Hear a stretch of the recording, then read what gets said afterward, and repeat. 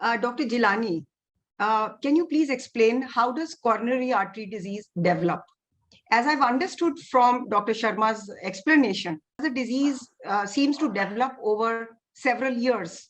It's not like an acute incident. It's like a process which spans over several years. Is that so, sir? Yes, it is as Dr. Vinod Sharma has said, that it is a gradual progression of diseases, and the blockage usually occur over a period of decades. But there are some patients where the narrowing is, suppose, for example, if the narrowing is only 25%, 20%, then the patient will not have any problem. He will lead a normal life. He will be able to do some exertion work also. But suddenly, if this 25% becomes 100%, then he will develop the heart attack. What you call it is in a late man terms, it is called MI, myocardial infarction, short form of the myocardial infarction. They will say that the patient has developed MI. So that MI, so it is a gradual process, but it is not rule for everyone. But in some patients, it can develop very suddenly. And these are those patients who will have the sudden death. You may have heard this, that he was very young and no problem with him, and he was going to gym. He was doing cycling for 8 to 9 kilometers every day. In spite of that, he suddenly one day he has the chest pain and he collapsed and he is no more. So this is they are the people who had developed sudden blockage of the coronary artery disease. And so it is usually a gradual process, but it is not rule. In some patients, it can develop suddenly. And if it develops suddenly, then the nature does not get the time to provide the alternative way of alternative supply to the heart.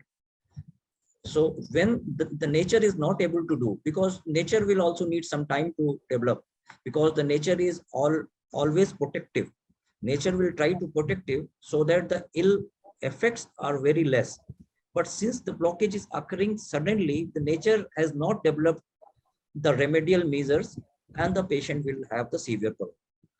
As far as the you wanted to know whether what is the reason why, what is this atherosclerosis means? Atherosclerosis means the blood is there which is going through the arteries. Blood is carrying some form of cholesterols also.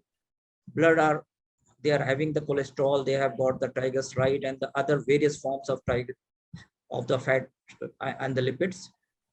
These lipids, if there are sometimes there is some accumulation of the fat on the wall of the arteries, whether it is a coronary artery or it is some other artery of the blood of the body.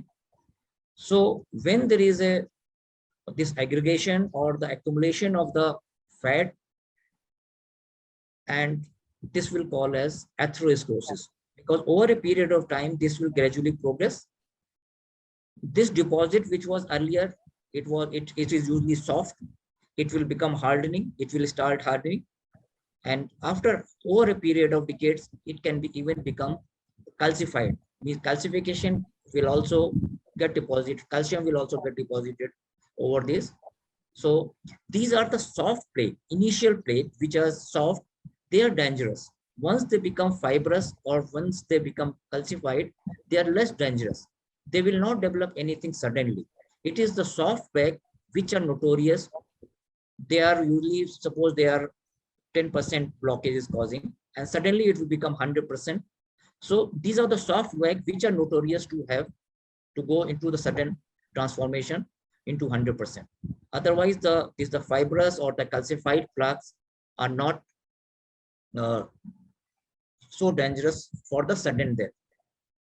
Other thing is, one is this fat. So that we can know whether the patient is having the cholesterol in his body, that we can test it from the blood test, whether the patient is having some derangement in the level of the blood, which is abnormally high, or in few cases, it is not always the fat which is responsible. In few patients, it is soft. There may be the soft clot.